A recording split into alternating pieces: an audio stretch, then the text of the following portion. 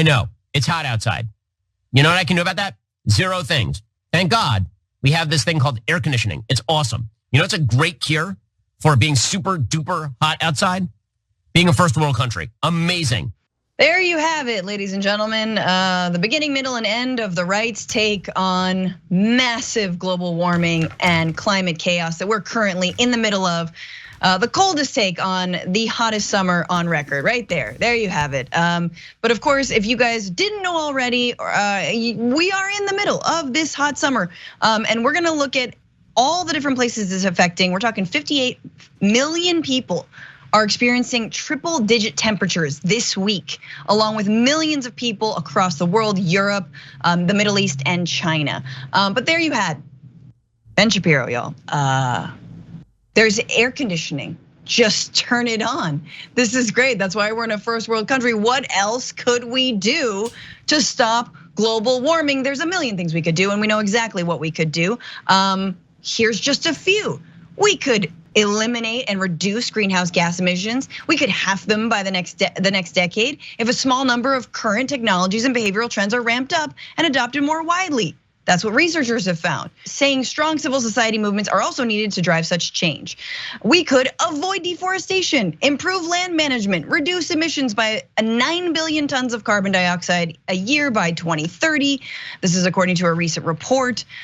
We could ramp up solar and wind power right now, which is cheaper than fossil fuels in so many regions. It must be scaled up rapidly to replace coal-fired generation.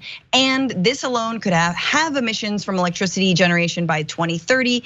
If the rapid uptake of electric vehicles in some parts of the world could be sustained, the vehicles could make 90% of the market by 2030. Those are all the things we can actually do. We know we can do that.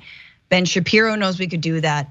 And yet this is what they're spinning. Before I give it to you guys, let's just look at what's going on around the country, okay? From Phoenix to Kentucky, let's start with Phoenix. As of July 15th, 18 people had died of heat-associated causes in Metro Phoenix. Another 69 suspected of heat deaths, and that's under investigation, however. I'm sure there's some sort of pre-existing condition, according to the right-wingers, that caused them to die of this extreme heat. So there were, Phoenix hit 110 degrees consecutively, 19 consecutive days, but it kept climbing. The mercury, this is according to the Washington Post, hit 116 degrees 2 hours later, breaking a record for Tuesday's date, and rose as high as 118, according to the National Weather Service data. The hot streak is not expected to end soon, meaning old records will be shattered, and high temperatures are forecasted to reach 115 or hotter for the next week. Here's some photos from Phoenix. Here's a fire department trying to put out the fires that obviously have been raging because of this. Much more volatile to fires over there. Here's just a stoplight melting in the heat of the sun. Meanwhile, there's fires in Canada. I want to skip down and just go to in Texas. Inmates are saying that their food is melting before their very eyes. A lot of Texas prisons do not have air conditioning, and so one inmate reported that she had food in her cell and it just immediately melted before her eyes. So, guys, turn on the AC. Just turn it on. Yeah. Yay, we live in a first world country. So I'm gonna break down a couple of sleight of hands that Ben Shapiro did. Unfortunately, almost everybody in media these days uses illusions, right? And right-wing media is, well, no, mainstream media is the king of illusions, but right-wing media is a close second. So in this case, I watched a longer clip, and he talks about, they said there'd be all these deaths. There's no deaths. Except there are. 18 people died in Phoenix, thousands have died across the world in just this one heat wave, let alone the hundreds of thousands that have died in extra heat waves, extreme weather events that have happened. But he just says it like it's true. So that's the first illusion, just a lie, right? Like, oh, but there are no deaths, so we move on, right? Do you think the right wing watching that goes, wait a minute, I'm gonna look that up? Okay, no, they just assume it's true when it isn't. Did you see that traffic light? That was unbelievable. That's how hot it is. You're surprised people are dying? Of course they are, right? And by the way, Ben Shapiro's like, it's okay, I can afford air conditioning. Well, what if you can't? Oops. So second sleight of hand is probably the best one here. He's like, well, I mean, they want us to do something. I got my air conditioning. That's why we don't have to do anything. No, the carbon is causing massive climate change, which is heating up the planet and causing extreme weather events. Your air conditioning does not address that at all. It just makes you slightly cooler for the moment being, but it makes it sound like your choices are either you have to do everything or keep your air conditioning. Why can't I keep my air conditioning and actually do something about climate change? But it creates this false option. And it also makes it seem like, oh, they're gonna wanna get rid of your air conditioning. Wait a minute, nobody said that. So, and our only second option is to do nothing? Okay, and finally, he does the thing about, oh, we're developed nations, so it's okay. Developed nations are fine. The undeveloped nations, well, I guess that's their problem. You know who creates more climate change than anyone else? Developed nations, and we are number one in that regard. And so I have this in Justice is Coming, a little fun stat for you guys. The average American creates 7 times as much climate change as the average person in China, and 168 times the average person in Bangladesh. So we create the problem, and then Ben Shapiro comes in and goes, so what, we have air conditioning, you don't, I don't think that solves it at all. And Cenk is pointing out something so important. Our first world lifestyle, to which Ben Shapiro is referring, is one of the things that's producing this climate crisis in large measure. And we're loath to give up that lifestyle, right? So that's why fossil fuel burning and fossil fuel exploitation in this country and globally continues at the pace it does, even as I know we've set aside some money for electric vehicles and some alternative energy. We are still very much connected to the world of fossil fuels. I hadn't really seen that level of belligerence about, climate crisis when you say, well, I've got air conditioning. There's sort of a level of, as I say, almost it's denying with an FU attached, But the reality is this is a bad crisis that will affect all of us, even developed nations. Agricultural belts are shifting. Thousands of flights have been canceled during this just most recent heat wave because of the heat. And you're seeing fish dying by the thousands, by the millions because of, again, warming of the waters in which they swim. Look, habitats are in free fall. This is undeniable. And when that sort of flip answer that Ben Shapiro offers comes around, I go, wow, that's just another level of first world deniability. It's a bad Absolutely. Look.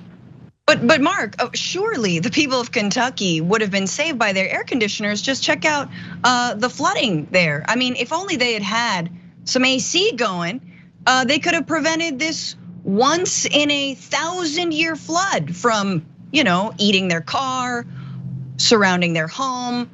Clearly, if they only just flipped on the AC, we'd all be safe. No, sadly, you cannot insulate yourself from the cost, the effects, the impact of rampant fossil fuel and carbon emissions and the effects of climate change, right? It's socializing the cost, but privatizing all of the profit for those companies. Honestly, y'all, I don't know how you guys feel, but like a wave is supposed to end at some point. That's the thing with waves. They surge and then they go away. I'm not seeing the wave letting up in Phoenix or here in Los Angeles or anywhere. It seems like it's just continuing. No, we're in for an epic disaster. I mean, literally like we've never seen before. It can't be any more literal. So, I mean, look, you mentioned the 1,000-year storm in Kentucky. There was also one in New England this year. In 2017, there was one in Houston.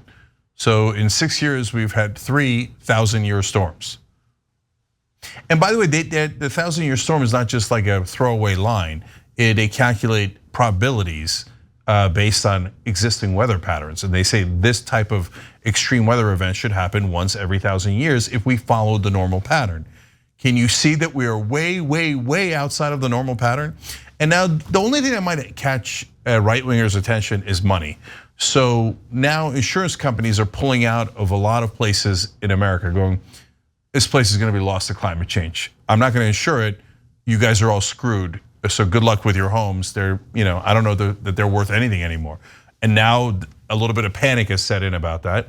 And because of this latest extreme heat. And by the way, last week was the hottest week ever in recorded human history. Now crop failures have begun.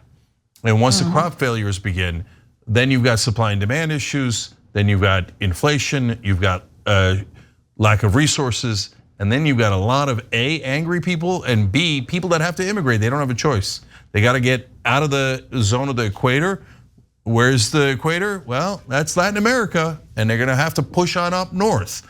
They have no choice. I mean, look, everything is melting. And so when they do push up north, then the right wingers are like, oh, where'd they come from? Where'd this caravan come from? Turn on the AC, right? And so, look, guys, we're now in the middle of the movie, Don't Look Up. The scientists are like, it's already hitting us. Look, literally traffic, metal, pavement, they're all melting. The world is collapsing and on fire. And everybody's like, no, we're good. Turn on the AC. Don't look up. Don't look up. This is not going to end well. There are already massive refugee crises as a result, and worldwide it'll only get worse, as Cenk has just noted. I mean, the other thing is this has been screamed about for 40 years, and I go, the scientists always said that we were going to be done by now. No, scientists talked about extreme weather events getting worse and worse, and that's exactly what's happening. So everything is right on schedule. Thanks for watching The Young Turks. Really appreciate it. Another way to show support is through YouTube memberships. You'll get to interact with us more. There's live chat emojis, badges. You've got emojis of me, Anna, John, JR. So those are super fun. But you also get playback of our exclusive member-only shows and specials right after they air. So all of that, all you gotta do is click that join button right underneath the video. Thank you.